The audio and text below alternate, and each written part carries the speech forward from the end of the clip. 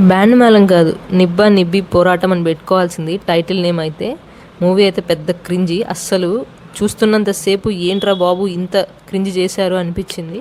Movie ఓటీటీలో చూస్తేనే ఇలా అనిపించిందంటే థియేటర్కి వెళ్ళిన వాళ్ళ పరిస్థితి ఊహిస్తేనే భయంకరంగా ఉంది.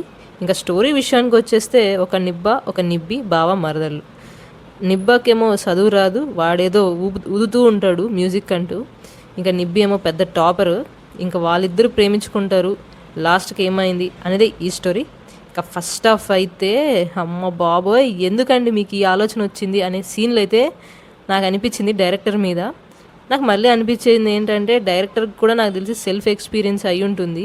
ఆయన కూడా ఒకనొక టైంలో నిబ్బా అయి ఉండొచ్చు.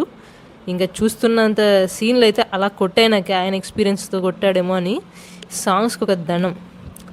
అసలు మూవీలో నిబ్బీస్ లేచిపోవడం లవ్ చేసిన వాళ్ళతో, మళ్ళీ ఇంటికి తిరిగి రావడం, వచ్చిన తర్వాత వాళ్ళ బావలతో పెళ్లి చేయడం అసలు మామూలుగా లేదు.